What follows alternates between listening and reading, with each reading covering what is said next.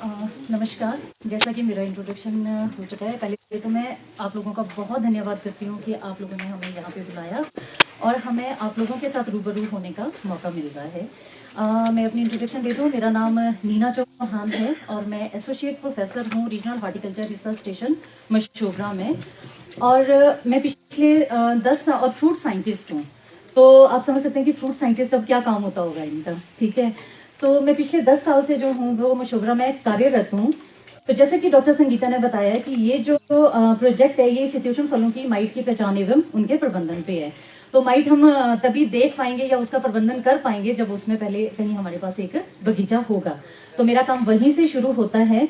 तो अगर हम बात करें एप्पल की, मेनली जैसे हम जानते ही हैं कि ये एप्पल बेल्ट है। तो सबसे पहले जो एक फ्रूट साइंटिस्ट का काम शुरू होता है वो है एक बगीचे की रूपरेखा से हम शुरू करते हैं। तो सबसे पहले मेरी प्रेजेंटेशन तो नहीं है क्योंकि मैं जो हमारे फ्रूट साइंस के जितने भी पहलू हैं मैं उन सभी को टच करूंगी और आपसे आग्रह करूंगी कि फिर हम उस पर डिस्कशन करें। तो सबसे पहले हम जो है वो एक रूपरेखा किस तरह से तैयार की जाती है अगर हमें कोई भी ऑर्चर्ड लगाना है। तो हम उसके लिए पहले ये देखते हैं, फॉर एग्जांपल अगर बहुत सनी साइड है कोई, अगर हम वहां पे सोचते हैं हमने सेब लगाना है या बहुत ही ज्यादा शीली साइड है, शीला समझते हैं जहाँ पे बिल्कुल भी धूप नहीं पड़ रही है। तो वहां पे क्या होता है, क्योंकि बहुत जगह हम बगीचों में जाते हैं जहाँ बिल्कुल शीली साइड है और वहां पे अगर हमारा बगीचा लगा है तो वहां पे क्या होगा कि जो एक ग्रोथ है वो बहुत लेंथी सी पतली पतली सी ग्रोथ है, ब्रांचेस बनी हुई हैं पर स्ट्रॉन्ग ब्रांचेस नहीं होती। और जो सबसे बड़ी प्रॉब्लम आती है, सभी लोग एक्सपीरियंस करते हैं इस चीज को, कि वहां पे उसमें फ्रूट लग ही नहीं रहे हैं। तो जब अगर सबसे इम्पॉर्टेंट अगर हमारे किसी भी इसमें फ्रूट में इसकी ईल्ड या क्वालिटी की जब हम बात करते हैं तो जो सनलाइट है वो सबसे इम्पॉर्टेंट है, क्योंकि सारी चीजें जो हैं वो इसी पे ही बहुत ज्यादा, अगर हम कहेंगे तो वो बहुत अधिक तक इस पे निर्भर करती है। तो जब हम एक रूपरेखा तैयार करते हैं तो सबसे पहले तो यही है कि हमें कौन सी साइड में जो है वो प्लांट्स लगाने हैं, किस तरह के हैं। फॉर एग्जांपल अगर बिल्कुल सनी साइड है तो आप वहाँ पे, और लो हाइट है कहीं, तो हम स्टोन फ्रूट वहाँ पे लगा सकते हैं एप्पल पे ना जाके। तो हमें इस तरह से जो है वो एक पहले एनालिसिस कर लेना चाहिए कि हमें कहाँ पे कौन से प्लांट लगाने हैं। उसके बाद आ गया कि अगर हमें कोई प्लांट लगाना है उसकी जो हम लेआउट जिसको बोलते हैं कि प्लांट से प्लांट की दूरी कितनी होनी चाहिए और रो से रो की दूरी कितनी होनी चाहिए, ये बहुत ज़्यादा इंपॉर्टेंट है। अदरवाइज अगर अभी तक हम बात करें, हम ऑर्चर्डिंग बहुत सालों से, ऑलमोस्ट 100+ ईयर्स हो गए हैं ऑर्चर्डिंग, एप्पल की ऑर्चर्डिंग होते होते। तो ऐसा नहीं है कि आज तक बड़ी की अच्छी क्वालिटी नहीं थी या प्रोडक्शन नहीं थी, पर जिस तरह से हम देखते हैं कि क्लाइमेट चेंज हो रहा है उसके साथ कहीं ना कहीं जो है वो बहुत ज़्यादा दिक्कत आ रही है। तो इसके लिए जो है हमें सबसे पहले कि हम, वैसे ये इंडिया में या हिमाचल में इस तरह की प्रॉब्लम नहीं है कि जैसे हम कहते हैं कि अगर हमें पहले रो देखनी है कि हमें रो किस तरफ को लगानी है, तो हमेशा होता है कि सूरज की ऑपोजिट डायरेक्शन में, कि नॉर्थ से साउथ में होनी चाहिए। तो ये हम वैसे अगर बात करें तो हम जब पढ़ते हैं तो ये फॉरेन के कॉन्सेप्ट भी है जो बुक्स में लिखा गया है, पर अगर हमारे हिमाचल की हम बात करें तो हमें धूप की इतनी ज्यादा प्रॉब्लम नहीं है। तो उनको स्पेशली होता है कि हम नॉर्थ से साउथ की तरफ को हमारी रो हो, मतलब हमेशा ऑपोजिट टू सन, हम सन देखेंगे कि किस तरफ से निकल रहा है, उसके ऑपोजिट में हम रो बनाते हैं। समझ रहे हैं आप इस चीज को ना? जैसे फॉर एग्जांपल ये हॉल है, यहाँ पे हमें एक लेआउट करना है, सूरज यहाँ से निकल रहा है तो हमारी रो इस डायरेक्शन में ना जाके हमारी इस डायरेक्शन में जाएगी, ऑपोजिट में। किस लिए? कि बेटर लाइट सन पेनिट्रेशन हो और उसमें जो लाइट का सन का है वो मैक्सिमम एब्जॉर्प्शन उसमें हो पाए। तो अगर हमें लेआउट करना है कि डिफरेंट सिस्टम है, स्क्वायर सिस्टम है, रेक्टेंगल सिस्टम है, तो वो हम अपने खेत को आधार मान के कि किस तरह से हमें उसमें बनाना है। अब पहाड़ी इलाकों में छोटे छोटे खेत हैं तो एक ही खेत में एक रो भी हो सकती है, या फिर अगर हमारे पास थोड़े बड़े खेत हैं तो 2 या 3 रो भी हो सकती है। तो जैसे हमने डिसाइड कर लिया कि नॉर्थ और साउथ में हमें जो है वो रो रखनी है और दूसरी डायरेक्शन में हमारे प्लांट रो जाएगी। तो अगर हम बात करें तो ये किस चीज पे निर्धारित करेगा? हमारे फ्रूट प्लांट के 2 भाग है, एक है जो भूमि से नीचे का है और दूसरा है जो भूमि से ऊपर का है। तो भूमि से नीचे के भाग में हमारे पास 2 ऑप्शन है, एक है हमारे पास सीडलिंग रूट स्टॉक और एक है हमारे पास क्लोनल रूट स्टॉक। तो मोस्टली जो हिमाचल में एप्पल ऑर्चर्ड्स हैं या स्टोन फ्रूट है, पोम फ्रूट है, वो सभी के सभी जो हैं वो मोस्टली सीडलिंग पे लगे हैं।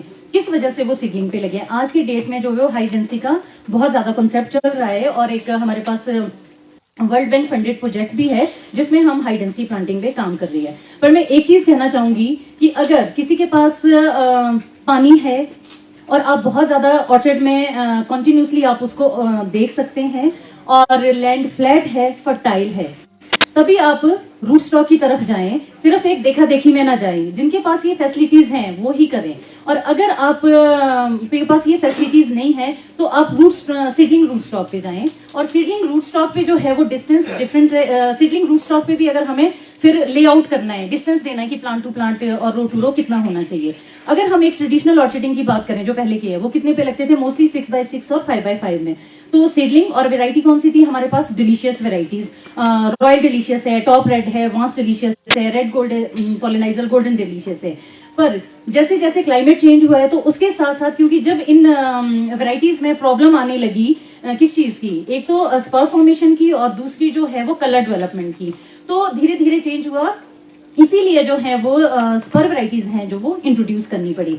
तो इसलिए जब हम स्पर वैरायटीज लगाएंगे या डिलीशियस है तो जो आपकी प्लांट टू प्लांट डिस्टेंस है वो चेंज हो जाएगा। अगर तो हम लगा रहे हैं सीडलिंग और डिलीशियस ग्रुप तो हमारा स्पेस ज्यादा रहेगा। 4 भी हो सकता है, 5 भी हो सकता है, 6 भी हो सकता है। आज की डेट में जबकि ये लिटरेचर में नहीं है या स्टैंडर्डाइज नहीं है कि 4 है, ये मैं एक प्रैक्टिकल बेसिस पे कह रही हूँ कि अब प्लांट की ग्रोथ उतनी नहीं जाती है जितनी एक टाइम पे जाती थी। आज की डेट में अगर हम देखें क्लाइमेटिकली या हमारी सॉइल एग्जॉस्ट हो चुकी है, बहुत सारे रीजन है इसके लिए, तो हम कंपैरेटिवली थोड़ी सी कम स्पेसिंग पे हम उनको लगा सकते हैं।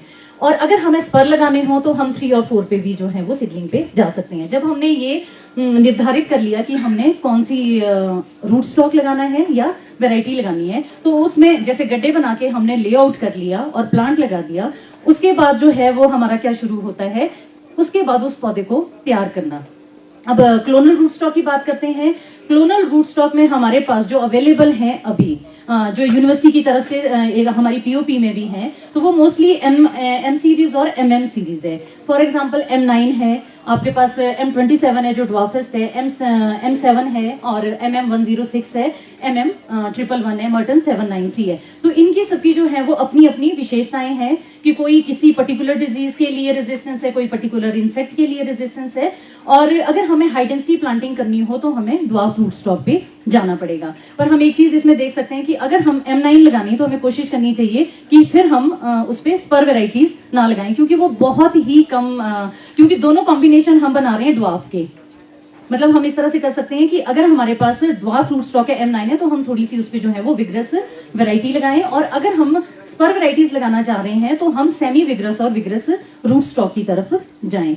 M9 हम कहाँ पे प्रेफर करेंगे? जहाँ पे इरिगेशन फैसिलिटी है और जहाँ पे हम सॉइल फर्टाइल है, क्योंकि इसका वीक एंकरेज है, इसमें सपोर्ट आपको देनी ही पड़ेगी। तो इसलिए आप थोड़ा सा जो इनिशियल कॉस्ट है उसको भी मद्देनजर रखते हुए इसको सिलेक्ट कर सकते हैं। क्योंकि बागवानी में अगर आज की डेट में हम बात करते हैं, जितनी इनकम है उससे ज्यादा हमारा इनपुट हो रहा है। अगर हम देखें कॉस्ट बेनिफिट रेशियो निकालें तो वो नहीं लगता है कि पैसा बहुत ज्यादा आ रहा है, पर कहीं ना कहीं हमें उस तरह से भी सोचना है कि जितना हम इन्वेस्ट कर रहे हैं क्या हमें उतनी इनकम आ रही है। और हम अगर हम M9 नहीं लगाते हैं, अगर हमारी सॉइल क्लेई नहीं है और सेमी विग्रस जैसे MM106 है, उसको सिर्फ हम अगर क्ले सॉइल्स हैं वहां पे नहीं लगा सकते हैं और लगाना नहीं चाहिए क्योंकि वो कॉलर रॉट रेजिस्टेंस है, ससेप्टेबल है। तो वहां पे जो है वो अगर इस तरह की प्रॉब्लम नहीं है तो MM सेमी विग्रस है वो, तो उसमें हम स्पर वैरायटीज लगा सकते हैं। उसमें आपको इतनी ज्यादा इरिगेशन की भी जरूरत नहीं पड़ेगी और दूसरा जो है वो सपोर्ट सिस्टम की भी जरूरत नहीं पड़ेगी।